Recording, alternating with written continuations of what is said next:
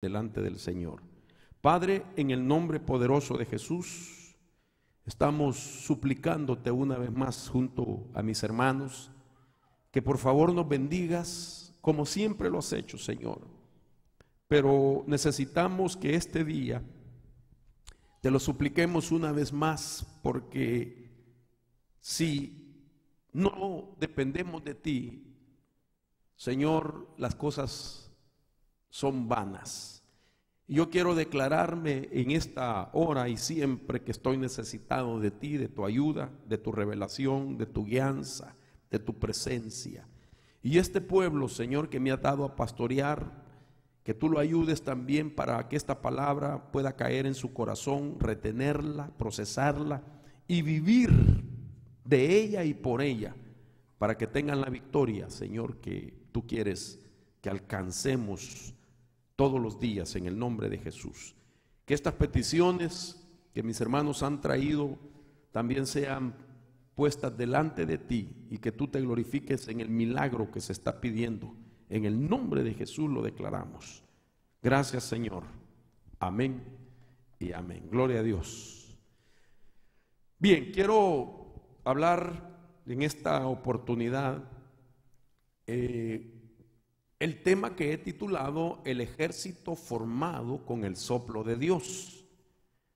Usted sabe que hace aproximadamente 2 domingos yo comencé a hablar un tema que lo titulé Los secretos del aliento y del soplo de Dios, o del soplo y el aliento de Dios. Y lo que hablábamos ahí era que la palabra soplo y la palabra aliento tiene que ver con el Espíritu de Dios.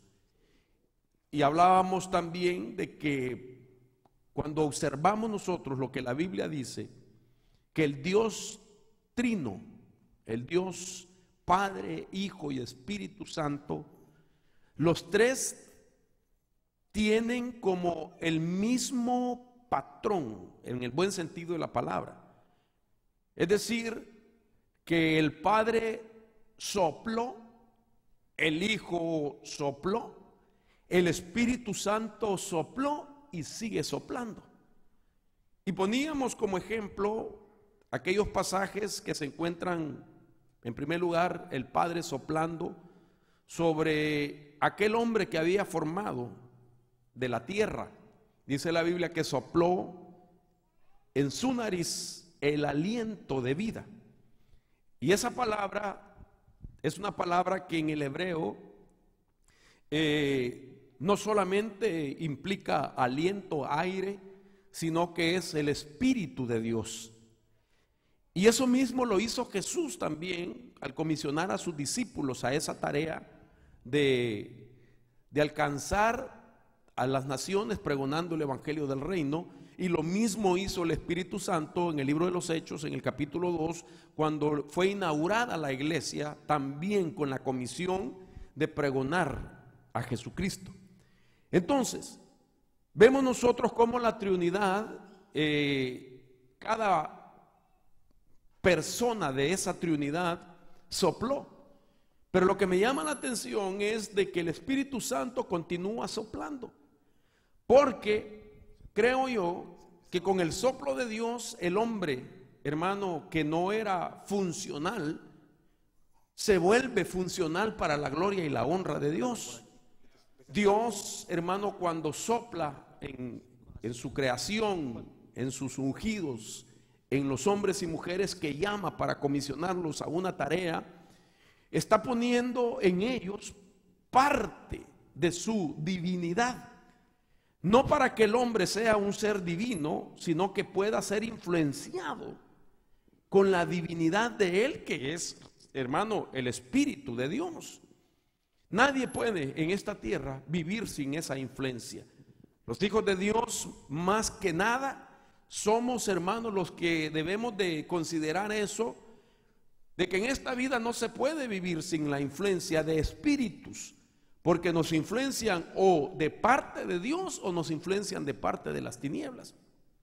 Y entonces lo que me llamó la atención también de todo lo que hemos estado hablando es de que dentro de los significados cada vez más profundos que significa el aliento de Dios o el Espíritu de Dios, me llama la atención que hay uno que yo utilicé y es la palabra katán del hebreo, una palabra que se usa cuando se refiere al esposo. La palabra katán, que es una palabra que en el Antiguo Testamento lo que significa es esposo, y quiere decir estar unido como por un compromiso.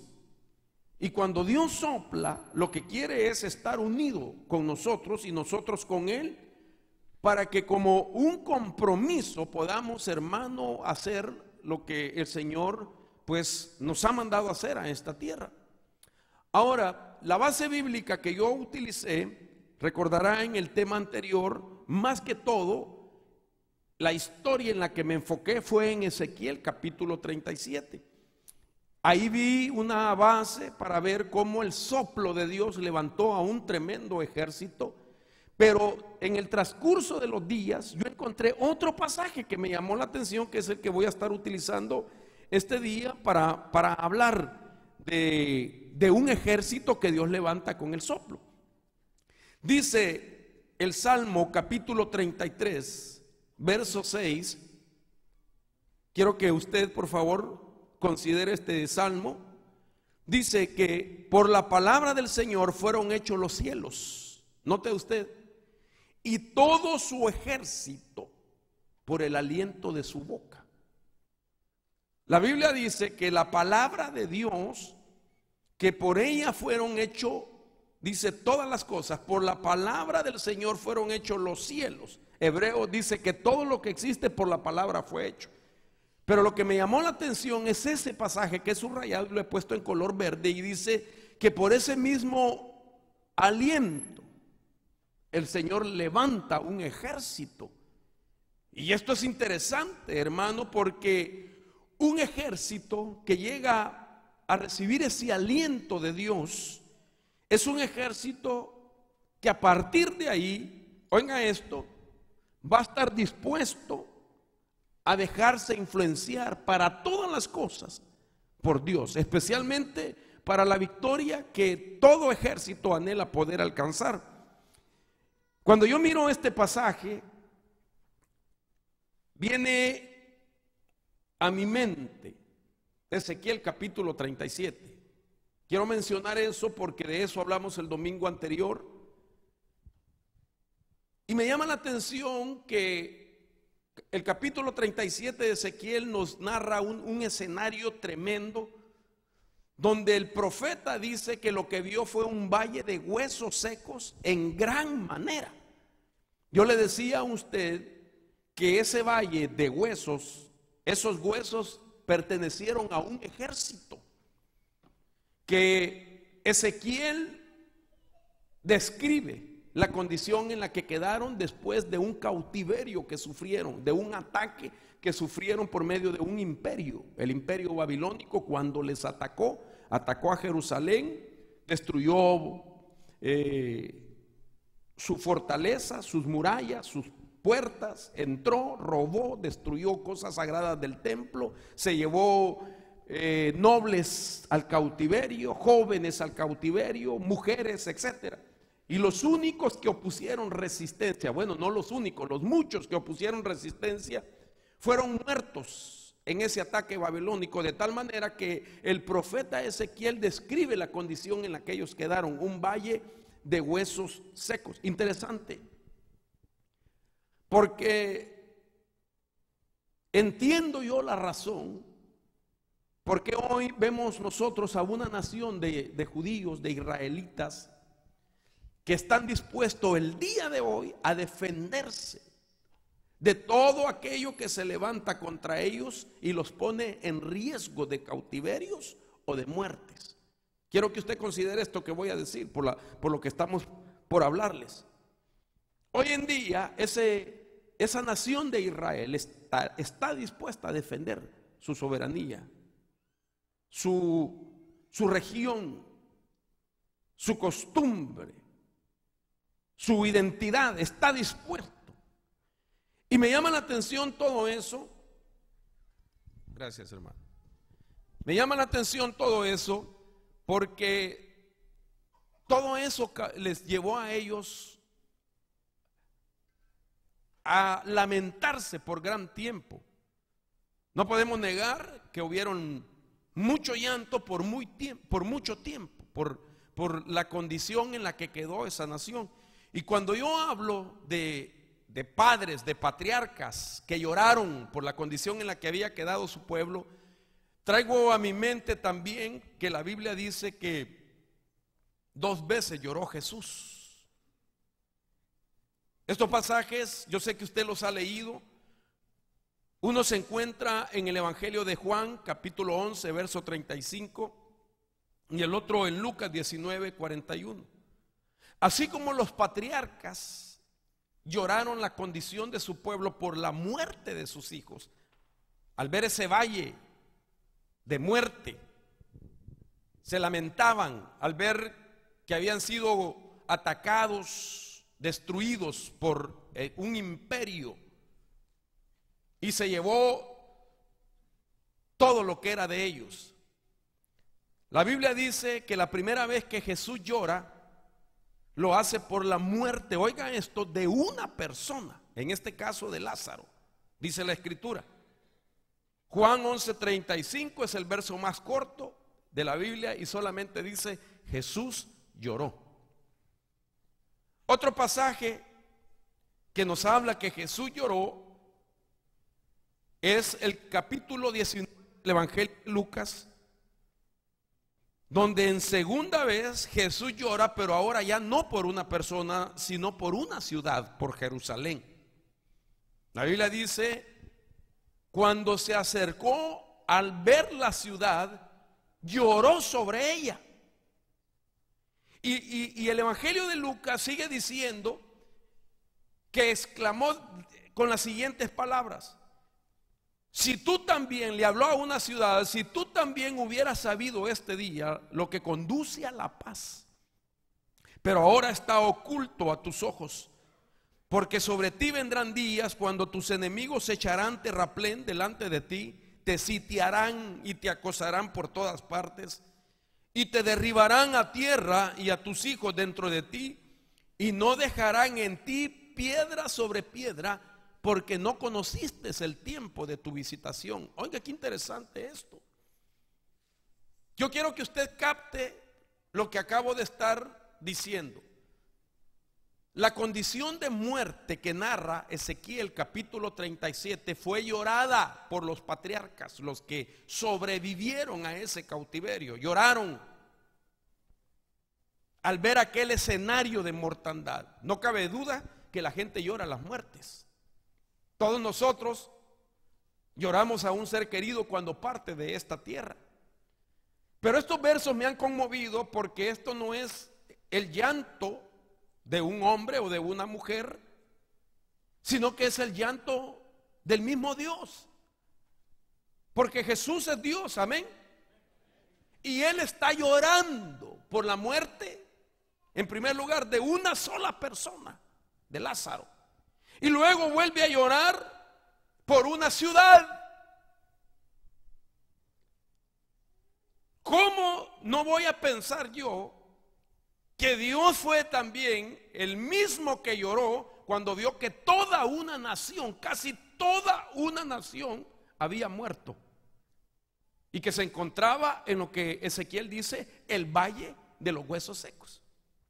Si Jesús, Dios, lloró por uno, Jesús, Dios, lloró por Jerusalén, yo creo que lloró por toda esa nación al ver la mortandad también. ¿Usted está de acuerdo conmigo? Es un sentido lógico de interpretar Ezequiel capítulo 37. Pero estudiando un poco más de este tema e indagando acerca de esto, no cabe duda, hermanos, que las muertes de las naciones, de los pueblos, de los hombres, representan la condición del corazón de esos pueblos o esas naciones. Es decir, la muerte cuando llega, en el caso de Lázaro, en el caso de Jerusalén y en el caso de Ezequiel capítulo 37, 37 era producto, consecuencia de su pecado. La Biblia dice claramente, Dios mismo hablando: yo no quiero la muerte del que muere, dice el Señor. Pero la muerte entonces de las naciones, de los hombres, es el producto de la separación de esos hombres, de esas naciones, de Dios, hermano. Las muertes de esos pueblos representa la separación de esa creación con Dios, la dureza de sus corazones. La apostasía de esas naciones y de esos pueblos es la que conlleva a que ellos mueran. El apartarse de Dios, hermano, representa la muerte de los individuos. En algunos casos, no necesariamente es una muerte física inmediata, pero sí es una muerte que se va dando gradualmente en el ser tripartito. Separarse de Dios implica matar al espíritu. Ya no hay comunión con Dios, ya no hay conexión con Dios. Su vida almática muere también porque ahora se siente atraído por las cosas del mundo. Y en algunos casos la muerte física llega a ellos. Ahora, todo esto a mí me llevó a indagar algo más que ligeramente lo mencioné en la ministración que hacíamos el domingo último que prediqué del soplo. Lo mencioné mientras la ministración estaba llevándose a cabo al final de esta prédica. Y entre las cosas que yo mencioné fue la palabra masada. Esta es una palabra que habla de lo que era una fortaleza, que hoy existe como un punto turístico en Israel, pero se volvió así turístico, es decir, atrajo gente por la historia que está involucrada en esa fortaleza. Esa es como una montaña donde se construyó un lugar para fortalecerse, para protegerse. ¿Y por qué es importante que yo le hable de esto? Porque cuando Jesús lloró por Jerusalén, las palabras que leíamos en el Evangelio de Lucas, el Señor les estaba diciendo: ustedes no reconocieron mi visitación. En esos días, aquellos hombres, aquellos religiosos no reconocieron que Jesús era el Mesías y lo rechazaron. De tal manera que el Señor les dijo: si tú supieras lo que es para tu paz, era Él. Pero ellos le cerraron la puerta, no lo reconocieron. Y entonces Él les profetiza y les dice: vienen días cuando tus enemigos vendrán contra ti, te sitiarán, te acorralarán y te destruirán a ti juntamente con tus hijos. Y les dice: por cuanto ustedes no entendieron el tiempo de su visitación. Eso aproximadamente fue en el año 33 de la edad de Cristo. 40 años más tarde, la historia dice que el Imperio Romano lanzó un ataque contra los judíos que vivían en aquella región en esos días. Interesante esto, hermanos. Y entonces se estaba dando el cumplimiento de aquella profecía. Y ellos entendieron que una vez más estaban en peligro de ser cautivados nuevamente por otro imperio. Ellos sabían que toda cautividad que sufrió Israel en el pasado representaba, porque así dice la Biblia, la muerte de las mujeres embarazadas. Los niños, hermano, eran asesinados, eran lanzados a las paredes, así dicen los profetas menores. A los jóvenes de igual manera los llevaban cautivos, los volvían esclavos a ellos. Ellos sabían todo eso. De tal manera que la historia deja ver que hubo un grupo de judíos que consideraron el resistir ese ataque del Imperio Romano. La historia dice entonces que se escondieron en esa fortaleza. Aproximadamente, dicen algunos, de 900 a 1000 soldados que se escondieron ahí y que se negaron a caer otra vez en el cautiverio. Mientras tanto, en la ciudad eran destruidas, la ciudad eran asesinadas cantidad de personas, y aquel grupo se mantuvo en resistencia por algún tiempo. Según Flavio Josefo, el historiador, autor de la guerra de los judíos, él escribe en uno de sus libros que yo estuve consultando, dice de que lo único que ellos tenían para defenderse eran lanzas, piedras y oraciones. Para defenderse de la 10ª legión del Imperio Romano, una legión, como hemos hablado ya, que es aproximadamente 6.826 soldados. Y esa era la 10ª legión del Imperio Romano, la que estaba atacando a ese grupo de mil judíos que se habían, hermano, escondido en esa fortaleza, que tenían de todo tipo de arma sofisticada en sus días para destruir completamente a todo el pueblo judío.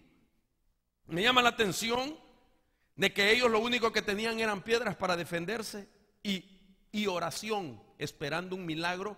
Note esto, orándole a Dios, esperando un milagro que nunca les llegó. Y esto es impresionante,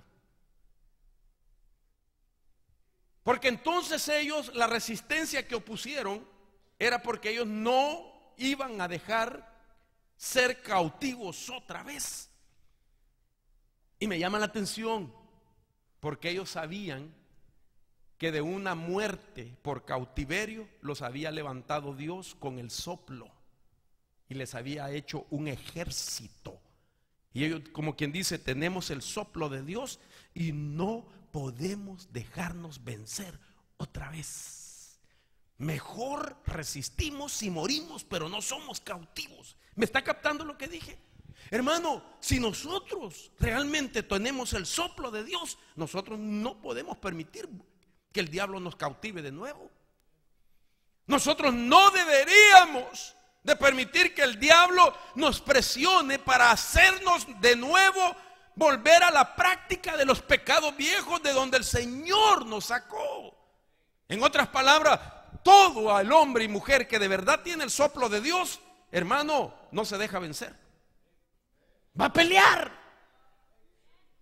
Se puede imaginar 10ª legión del ejército romano, 6.826, y ellos solo eran 1.000, con lanzas y piedras y oraciones, y el ejército romano con toda arma sofisticada de sus días en contra de esto. Yo quiero que usted vea parte de esto que le voy a presentar como en un video para que se familiarice con la historia para poder entrar al tema.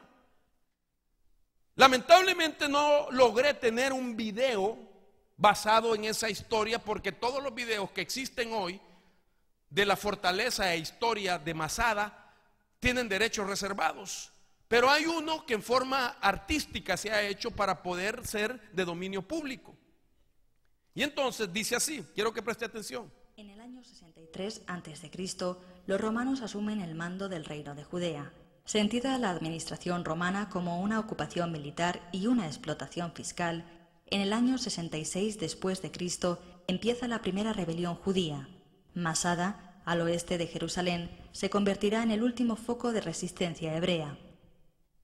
La fortaleza de Masada, en la cima de un risco casi inaccesible, había sido construida por Herodes. La ciudadela contaba con almacenes, cisternas y diversos palacios. Las murallas que circundaban la cima facilitaban la resistencia ante cualquier ataque. Hacia el año 70 después de Cristo comenzó el asedio de la 10ª legión romana y tropas auxiliares, con cerca de 15.000 hombres. 8 campamentos fueron levantados al pie de la montaña.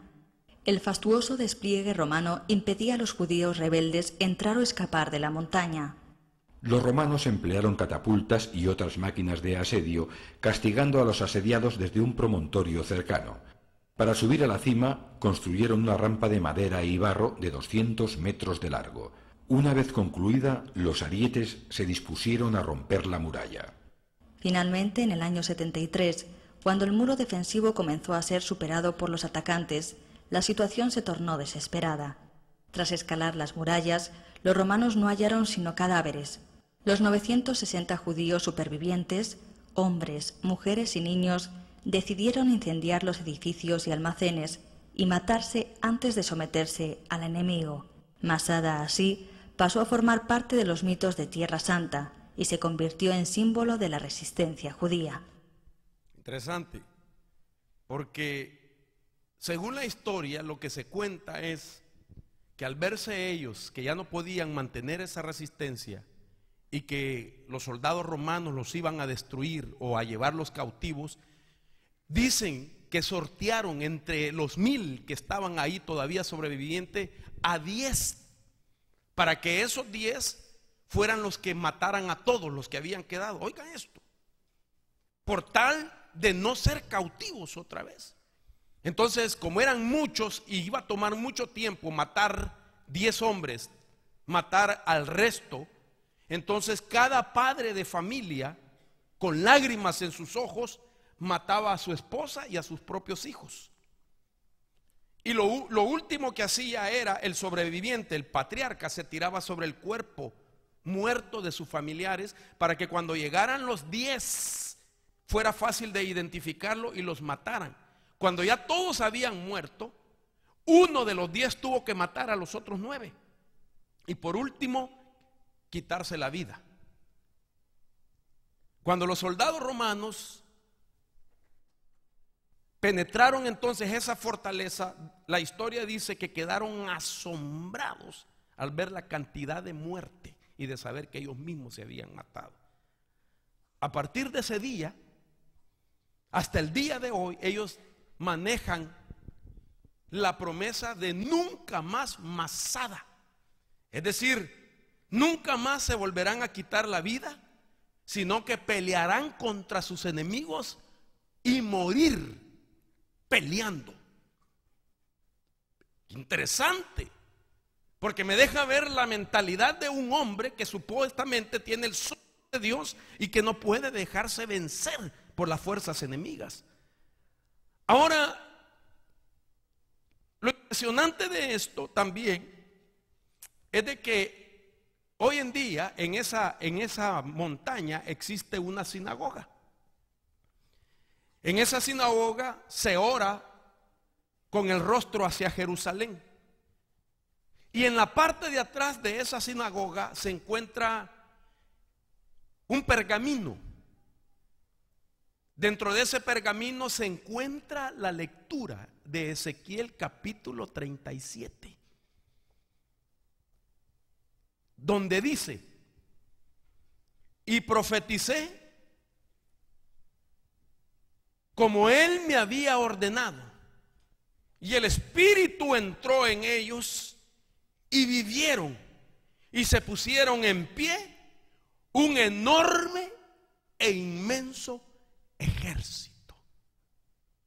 Ahora entendamos la razón que ellos tenían para preferir morir y no ser cautivos otra vez. Porque ellos sabían que una vez Dios había levantado con su soplo a un ejército y que ahora estaban en peligro nuevamente de ser destruidos y morir destruidos, de tal manera que ellos dijeron: mejor quitémonos la vida en vez de que nos destruyan nuestros enemigos, pero cautivos no seremos otra vez. Wow, hermano, lo que hace el soplo de Dios. Por eso decir de que nosotros somos gente ungida, que tenemos dones, tener el soplo de Dios va más allá que eso. Aunque no estoy subestimando los dones ni la unción, Dios me libre, es parte. Pero sí entiendo yo de que la gente con el uso del don, de la prédica, de la enseñanza, de la adoración, de la alabanza, puede llegar a mecanizar un don y una unción. De tal manera que puede estar caído y no se le echa de ver que está caído, porque ya aprendió a mover su vida como que estuviese bajo de la unción. Entonces, tener el soplo de Dios va más allá que eso. Es una vida llena del Espíritu que marca la gran diferencia en tu vida, y es que peleas para no ser cautivo otra vez de una vida con costumbres negativas. Ahora, todos los que estamos aquí, que alguna vez hemos estado, o muchas veces, delante de tentaciones, debe de saber usted que si usted tiene el soplo de Dios, usted no puede ceder en esa tentación, sino que tiene que vencer esa tentación. Usted debe de saber de que si usted cede ante una tentación y cae en el pecado, quiere decir de que usted menguó en el soplo del Espíritu de Dios. El aliento va íntimamente ligada con la respiración. Si yo tengo el aliento de Dios, tengo la respiración de Dios. La respiración y el aliento de Dios es una misma cosa. Y el principio de la vida está basado, biológicamente hablando, en que si tú dejas de respirar, dejas de vivir. De tal manera que si alguien muere espiritualmente por la tentación y un pecado, es porque dejó de respirar el aliento de Dios. Eso significa que menguó en las cosas de Dios. Y eso es lo que toma ventaja Satanás para llevar a la muerte a los creyentes. Quiero preguntar, para continuar, ¿cuántos tienen el soplo de Dios? Ah, mire qué poquitos. Como dicen en mi pueblo, what happened with you, my brother? Hermano, perdone, pero me preocupa. Porque si usted, vaya, sinceramente no quiso participar, sinceramente usted sabe de que no está tan lleno de la vida del Espíritu y por eso no contestó, hermano, no puede vivir así más. Porque su vida está en peligro. Está en peligro de que ahora ya no sean romanos los que quieran cautivar, sino que son espíritus inmundos y demonios, vicios, costumbres y hábitos de los que Dios los sacó en el pasado de esa vida.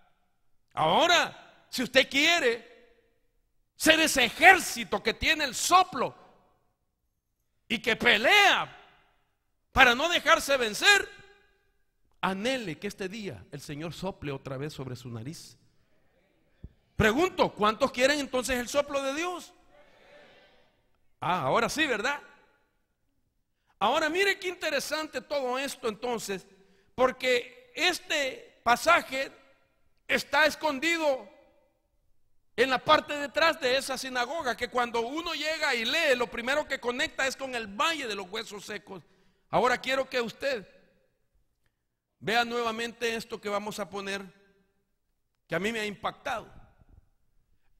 Este ejército, dice la Biblia, narra en el capítulo 37 de Ezequiel la condición, pero yo quiero que usted vea y oiga lo que esto tiene para nosotros, para hablarle de ese ejército que Dios va a levantar. Vino sobre mí y me llevó en el espíritu de Jehová y me puso en medio de un valle que estaba lleno de huesos y me hizo pasar cerca de ellos por todo en derredor, y he aquí que eran muchísimos huesos sobre la faz del campo, y por cierto, secos en gran manera.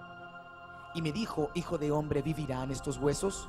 Y dije: Señor Jehová, tú lo sabes. Me dijo entonces: profetiza sobre estos huesos y diles: huesos secos, oíd palabra de Jehová. Así ha dicho Jehová el Señor a estos huesos: he aquí yo hago entrar espíritu en vosotros y viviréis, y pondré tendones sobre vosotros, y haré subir sobre vosotros carne, y os cubriré de piel, y pondré en vosotros espíritu, y viviréis, y sabréis que yo soy Jehová. Profeticé pues como me fue mandado, y hubo un ruido mientras yo profetizaba, y he aquí un temblor, y los huesos se juntaron cada hueso con su hueso. Y miré, y he aquí tendones sobre ellos, y la carne subió, y la piel cubrió por encima de ellos, pero no había en ellos espíritu. Y me dijo: profetiza al espíritu, profetiza, hijo de hombre, y di al espíritu: así ha dicho Jehová el Señor, ven espíritu de los cuatro vientos, y sopla sobre estos muertos, y vivirán. Y profeticé como me había mandado, y entró espíritu en ellos, y vivieron, y estuvieron sobre sus pies un ejército grande en extremo.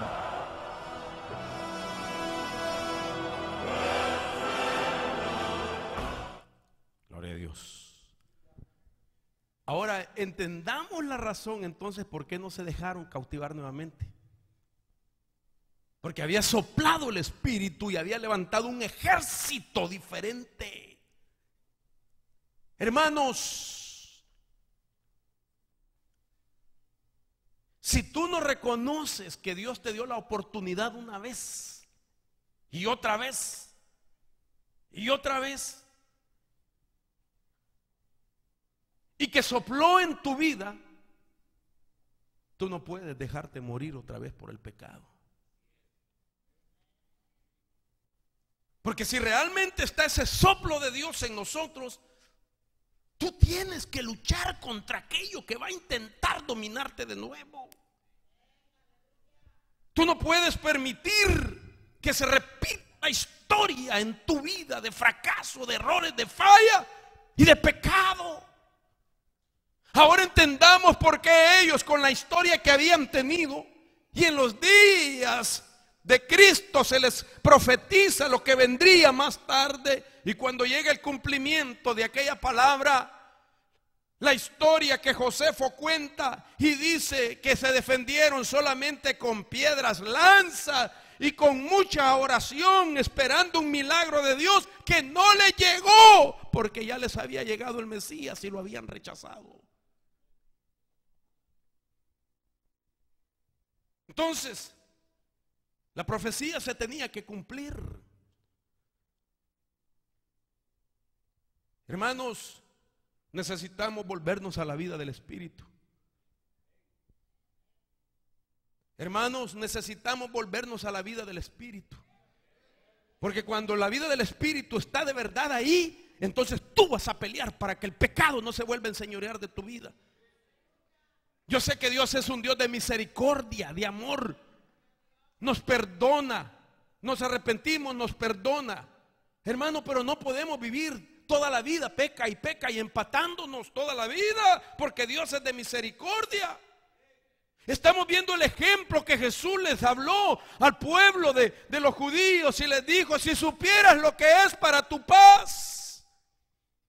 Pero vienen días cuando te sitiarán y te van a acorralar, por cuanto no entendiste el tiempo de tu visitación. Estoy resumiendo eso. El soplo de Dios es lo que nos va a dar el carácter para decirle no a la tentación, no al pecado. Yo no vuelvo a ser cautivo nunca más. Yo no vuelvo a ese estilo de vida. Prefiero morir y no dejarme cautivar de nuevo. Eso lo hicieron ellos. Hermano, de parte del Señor, yo te quiero animar en este día. Anhela el soplo de Dios, que te levante como un hombre o mujer, que sea parte de ese ejército que se puso de pie y que nunca más deja el ser cautivo por los enemigos del pasado.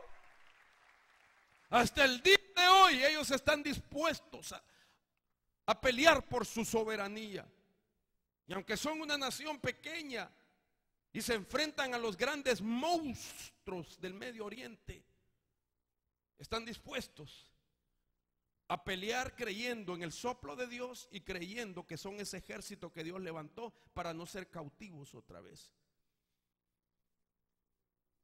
Entonces, lo que el Señor dice que sopló en ellos es el ruaj de Dios. Y mire lo que significa el viento, el aliento, el soplo, la respiración, el Espíritu de Dios. Esta palabra también significa el soplo que imparte la energía guerrera y los poderes ejecutivos y administrativos. Imparte dones a los hombres e imparte la energía de la vida de Dios. Pero me llama la atención que la palabra ruach, espíritu, viento, aliento, significa, hermano, el soplo que imparte la energía guerrera. El soplo que imparte la energía guerrera. El que tiene el Espíritu de Dios es un guerrero. Es una mujer guerrera que pelea por su simiente, por sus generaciones. Es un hombre que pelea, hermano, por su vida, por su esposa, por sus hijos y por los hijos de sus hijos. Necesitamos levantarnos así, hermano. Necesitamos ponernos de pie como ese ejército por el amor de Dios. Si ya te engañó el enemigo, si ya te puso una trampa, arrepiéntete, vuélvete a Dios y deja que el Espíritu de Dios vuelva a soplar en tus narices y vuélvete a levantar para permanecer hoy para siempre de pie, porque el retorno de Cristo está a las puertas. Ahora mire qué interesante entonces. La palabra ruach aparece 348 veces en la Biblia. Mucho. Y me encuentro con algo después de haber leído Ezequiel 37, que cuando sopló, solo piense usted la narración bíblica, los huesos se juntaron con sus huesos. De ahí empezó a salir, hermano, a cubrirse los huesos con músculos, con nervios, con tendones. De ahí la piel. Y dice que aunque estaban otra vez integrados como humanos, no estaban completos porque les hacía falta el Espíritu. Dios no solamente quiere restaurar tu personalidad, sino quiere llenarte con su Espíritu para que seas funcional. No solamente para que seas una gran persona ante la sociedad, sino que seas funcional para las cosas de Dios y del Espíritu. Entonces, hasta que sopló, la narración bíblica termina diciendo: y estaba de pie un gran ejército diferente al que había sido vencido. Ahora era un ejército que tenía el Espíritu de Dios. Y ahora oiga esto, en Job capítulo 26, que esta es la secuencia de lo que quiero hablar. Dice que con su palabra hizo los cielos, pero con el soplo hizo al ejército. Y ahora dice: con su soplo se limpian los cielos. Y resulta que si el soplo está en el ejército y su soplo limpia los cielos, eso significa que ese ejército es el que tiene el poder para limpiar los cielos. Y note usted por qué es importante limpiar los cielos. Porque muchas cosas de la vida que le pasan al hombre y a la mujer aquí en la tierra se definen en los cielos, hermano. Desde los cielos viene la influencia que está sobre los hombres. Desde los cielos viene la influencia incluso sobre los gobiernos. De tal manera que si los cielos hay que limpiarlos, dice la Biblia que hay que hacerlos con el soplo de Dios, que está allá en un ejército. Ahora, la palabra que limpia, aquí es limpia, no es soplo. Aquí hay un error, déjeme lo voy a corregir.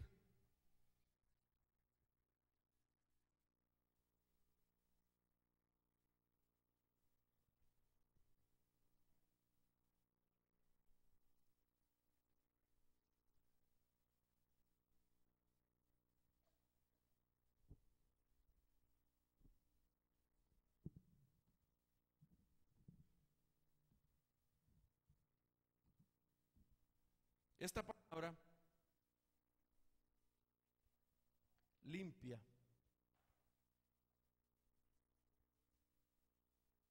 es la palabra que Job utiliza en este pasaje,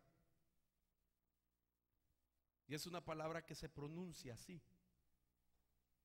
Sifará, que quiere decir con el soplo les da claridad. Es decir, que el Señor cuando sopla aclara los cielos. Pero ahora quien lo aclara es el ejército que Dios le ha puesto ese soplo en su vida. Ahora usted y yo debemos de saber que si se cierran las ventanas de los cielos, si se cierran y ya no hay derramamiento de Dios sobre nuestra vida, es que hay una oposición en los cielos. Y aquella gente que recibe el soplo es el que tiene entonces el poder para abrirlos de nuevo. La Biblia dice qué es lo que puede cerrar en una nación, en una familia, en una vida: los cielos. Hermanos, cuando yo miro realmente en la tierra, en los lugares donde yo voy a predicar, familias que están sufriendo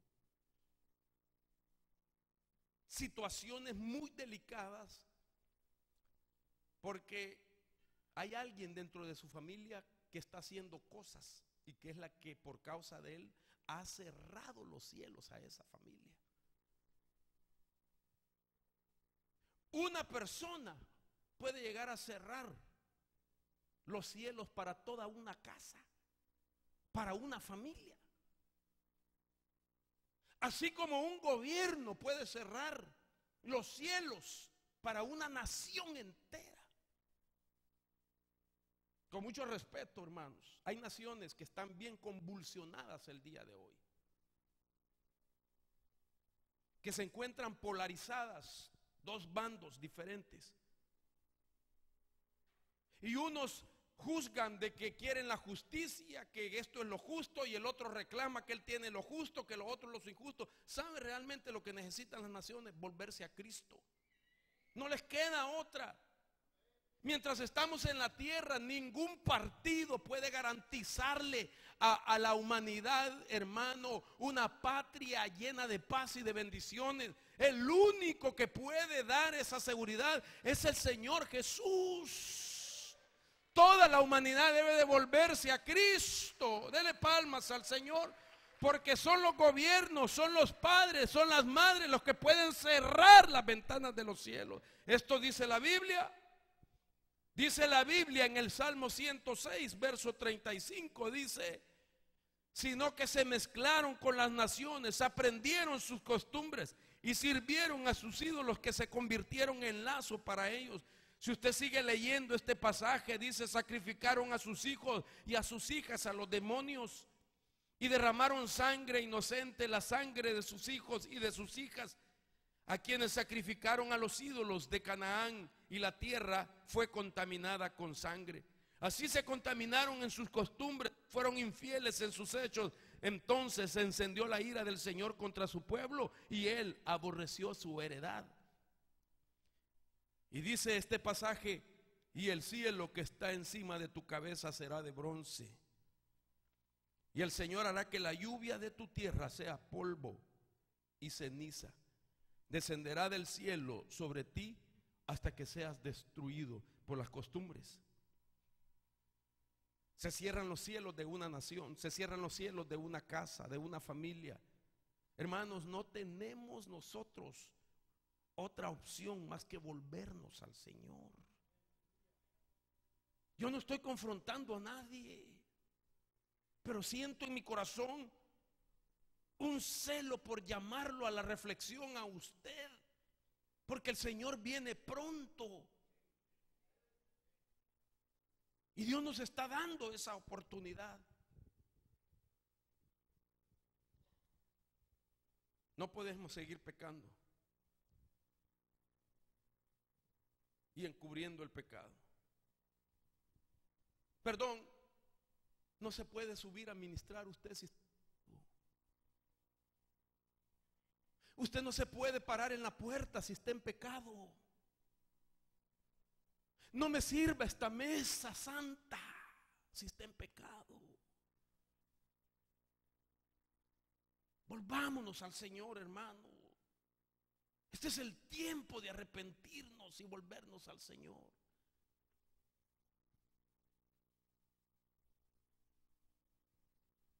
Dice la Biblia, y mire los cielos que se van a empezar a cerrar y que nosotros los tenemos que abrir. Bendito seáis del Señor que hizo los cielos y la tierra. Note usted, los cielos son los cielos del Señor, pero la tierra la ha dado a los hijos de los hombres. Me llama la atención. Los cielos son los cielos del Señor. No dijo el cielo, es el cielo del Señor, sino que habla en término plural. Entonces, ¿cuántos cielos son? Ahora entendamos por qué Jesús durante su ministerio, Él dijo, hermano, dice que comenzó a predicar y a decir, arrepentíos porque el reino de los cielos se ha acercado. Mateo 4:17. Jesús trajo la revelación y vino a decir, oigan, Dios no tiene solo un cielo, Dios tiene cielos y los limpia con su soplo. El soplo que está en su ejército. Ahora la guerra nuestra, hermano, es hacia arriba. Israel peleó en una guerra horizontal con las fuerzas romanas, con el imperio babilónico, pero nuestra batalla no es horizontal, es vertical, es hacia arriba, es con huestes que cierran los cielos, porque miran las costumbres y los hábitos de los hombres, y nosotros que tenemos el Espíritu, el soplo de Dios, somos el ejército que vamos a limpiar los cielos para que nuestra simiente siga recibiendo los derramamientos de bendición de Dios sobre sus cabezas. Dale palma fuerte, por favor, al Señor. Oiga esto. Me llama la atención entonces que cuando Jesús habló del reino de los cielos, estaba hablando de que el reino de los cielos está compuesto de 7 dimensiones diferentes. Yo sé que alguna vez yo dije en estudios que no había encontrado la base de los 7 cielos, y quiero retractarme y quiero decir que sí las encontré, que me basaba muy teológicamente solo en los 3 cielos, poniendo como base un pasaje de que el apóstol Pablo menciona en Corintios, pero realmente cuando le acercamos la lupa a la palabra cielos, encontramos de que hay 7 dimensiones diferentes, y que por esa razón los judíos consideraron que los cielos estaban contenidos en 7 esferas. Ellos, es la doctrina de ellos. El libro de Enoc habla de los 7 cielos, y dice la Biblia entonces de que el Señor los abre, los limpia con su soplo. Por eso ahora Dios te sopla a ti para que tú soples para arriba y limpies los cielos. Hermano, puede cambiar nuestra vida en estos días. No va a haber tormento, perdón, pero nosotros los hombres tenemos que hacer algo, hermano. Proteger a nuestra familia. Usted, varón, es el responsable de que su esposa duerma en paz. Aló. Que no se levante rara el día siguiente contra usted. Y usted, hermana, es la responsable de que su marido duerma en paz, y no para siempre. Aclaramos. Pero ¿cómo? ¿Cómo, hermano? ¿Cocinándole bien? No, hombre, hermano. Limpiándole los cielos a él. Y usted, hermano, limpiándole los cielos a ella para que no venga una influencia sobre ella, la agarre, la sacuda. Hermano, mire, yo estaba platicando con mi esposa el domingo que viene, no, de este al otro, cualquier domingo de esto. Yo quiero hablarle de un tema que el Señor me ha dado que se llama las batallas del alma de la medianoche. Y yo le estaba hablando ahorita a mi esposa de una enfermedad que está matando a las personas en 6 meses. Y esa enfermedad tiene que ver con pesadillas. La gente se muere teniendo pesadillas. O sea, tener mucha pesadilla. Ahí hay chamuco encerrado. Hay chamuco en cautiverio, hermano. ¿Usted sueña o tiene pesadillas? ¿Con quién sueña? Si usted tiene pesadillas, y muchos, muy frecuentes, no se pierde ese tema. Y que Dios lo ayude y lo agarre confesado. Porque esto es serio, hermano. Ahora, estos 7 cielos, oiga esto. En estos 7 cielos hay un nivel donde están los tesoros ocultos, según Isaías 45, versos 2 y 3. Otro cielo es donde está la cárcel del sol, así le llaman, pero es decir, la habitación de los astros y las estrellas. Otro cielo es el lugar de los principados y poderes, lo que se llama en Efesios 6 los lugares celestiales. Otro cielo es el lugar donde los rangos angelicales y altos ángeles existen, donde Satanás pretendía subir, según Isaías 14, versículo 13 al 14.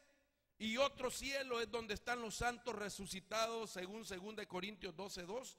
Y otro, el trono de Dios, el 7º cielo. Ahora, lo impresionante de esto es que yo tengo la base del término antiguo testamentario, el pasaje bíblico, donde se encuentra y la palabra que lo define. Por ejemplo, en el Salmo 115, verso 16, no es el único, muchos salmos, la palabra cielo se escribe chamayín, el cielo de los cielos de los cielos. En la palabra Salmo 77, 18 aparece el nombre del cielo y se llama Galgal. Esta palabra Galgal, según las versiones, aparece como torbellino, pero aparece en otras como cielo. Es otro cielo. En el Salmo 64, no el único, en varios, aparece la palabra Arabá, que quiere decir nubes o quiere decir cielo. En el Salmo 89, verso 6 y el 37 aparece la palabra Chachak, que quiere decir cielo. Oiga esto, y de ese Chachak es de donde venía el maná que caía para el pueblo de Israel, según el Salmo 78, 24.